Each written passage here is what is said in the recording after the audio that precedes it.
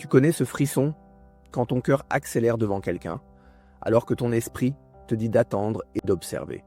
Peut-être que tu te demandes si c'est un vrai lien, ou seulement l'écho d'un manque difficile à nommer. Tu n'es pas seul à chercher des signes clairs et des repères fiables. Demande-toi ce que ton corps, tes souvenirs et tes valeurs veulent t'exprimer ensemble. Tu n'es pas fou si tu penses que l'attraction ressemble parfois à un puzzle vivant.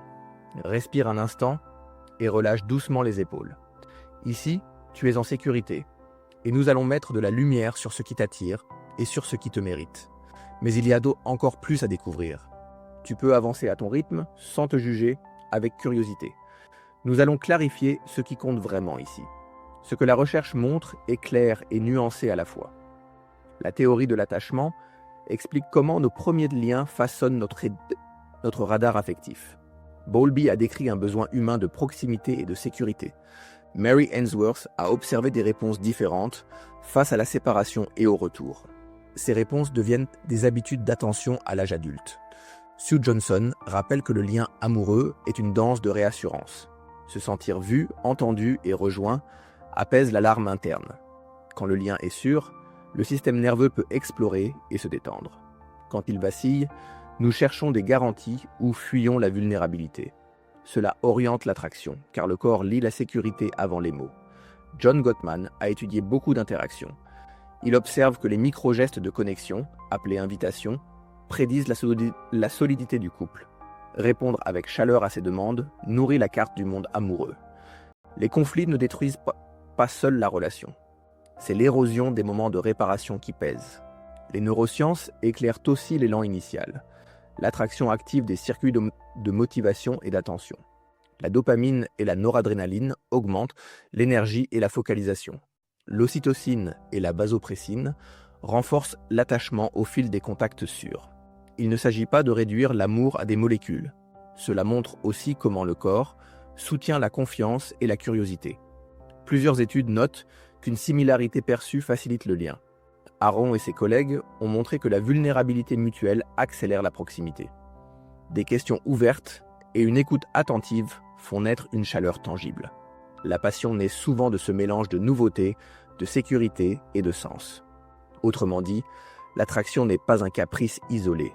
Comprendre ce système réduit la confusion et augmente la liberté de choisir. Mais le plus intéressant arrive maintenant. Imaginons Lina, qui réussit dans son travail et craint pourtant l'attachement. Elle sent une attirance puissante pour des personnes lointaines et brillantes.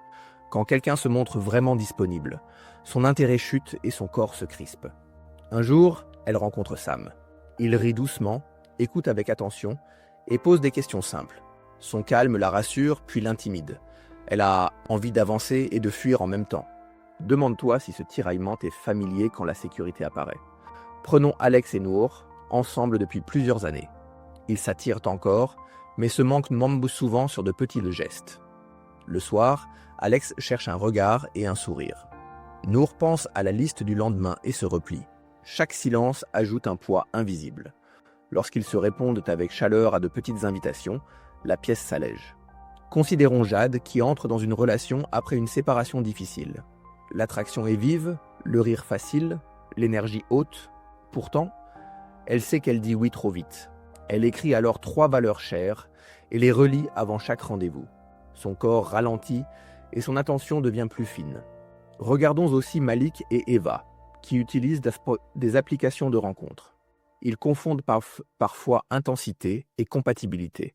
Un match les fait vibrer, mais la conversation tourne au monologue. Ils raccrochent avec une fatigue étrange. Quand ils testent des questions ouvertes, ils repèrent plus vite les élans partagés. Autre scène. Dans un couple, la sexualité stagne et chacun se sent jugé. Yael parle de rythme, de fantaisie et de tendresse souhaitée.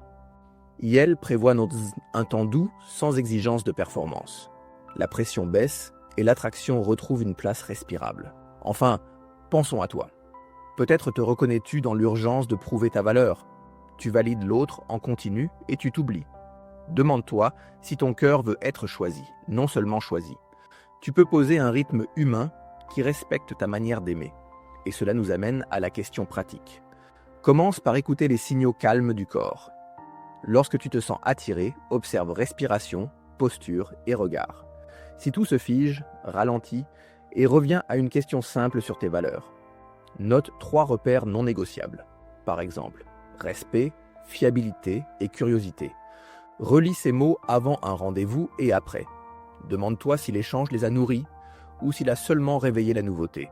Dans la conversation, vise la clarté douce. Privilégie des questions ouvertes et une écoute active. Reformule ce que tu entends pour montrer que tu as compris. Cela crée un climat qui révèle la compatibilité réelle. Repère les petites invitations à la connexion. Quand l'autre partage un détail, réponds par intérêt et chaleur. Ces gestes répétés construisent une base qui porte les moments intenses. Si tu sens un écart de rythme, nomme-le avec douceur. Dis que tu as besoin d'un tempo plus lent ou plus stable. Propose un prochain pas simple, comme marcher ensemble 15 minutes. Dans l'intimité, parle de désir, de tendresse et de limites. Explique ce qui aide ton corps à se détendre. Valorise les moments ludiques sans pression de performance. La sécurité redonne de la place à l'élan. Préserve aussi ta vie personnelle. Entretiens tes amitiés, ton sommeil et tes projets. Un ancrage solide rend l'attraction plus libre et moins anxieuse. Quand un souvenir douloureux surgit, remercie le signal. Reviens au présent avec un souffle long et une phrase rassurante. Tu peux nommer le besoin réel derrière l'élan ou la fuite.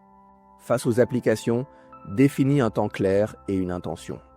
Écris une courte description fidèle à ta manière d'aimer. Évite la surenchère et choisis la cohérence. Si la relation avance, crée des rituels courts. Un déjeuner du milieu de semaine, une promenade silencieuse le dimanche. Ces repères ancrent l'affection et la curiosité partagée. Cela prépare la suite concrète. Planifie un débriefing après chaque rendez-vous. Écris 3 choses appréciées et une amélioration simple. Cette boucle transforme l'expérience en apprentissage stable. Utilise des phrases en jeu pour exprimer tes besoins. Par exemple, je me sens en sécurité quand tu préviens en avance. Je me sens perdu quand les messages restent flous. Demande-toi ce que tu peux demander sans te trahir. Après un malentendu, tente une réparation rapide. Aujourd'hui, choisis 3 valeurs phares et écris une phrase pour chacune.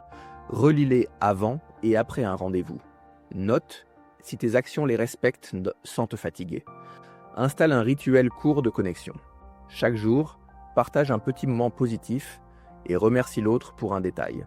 Ce fil discret stabilise la chaleur entre vous. Crée un cadre clair pour les applications.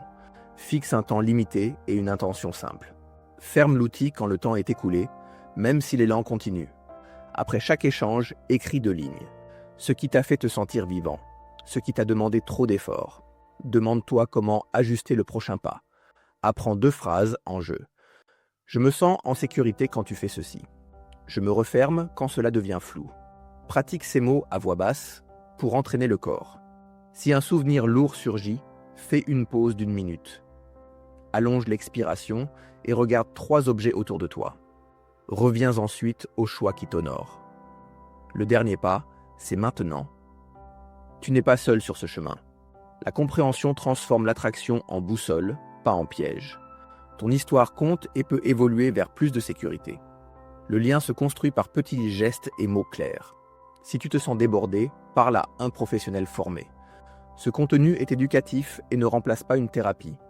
Demande de l'aide en cas de trauma ou de relation toxique. Ici, tu es en sécurité. Tu as le droit de poser des limites. Garde l'espoir. Le cerveau apprend quand la sécurité revient. Chaque clarté agrandit ta liberté d'aimer. Le changement est possible avec patience. Si cela t'a aidé, like la vidéo et partage en commentaire. Abonne-toi à Love Mind pour des conseils relationnels basés sur la science. Dis-moi quel sujet tu veux voir après.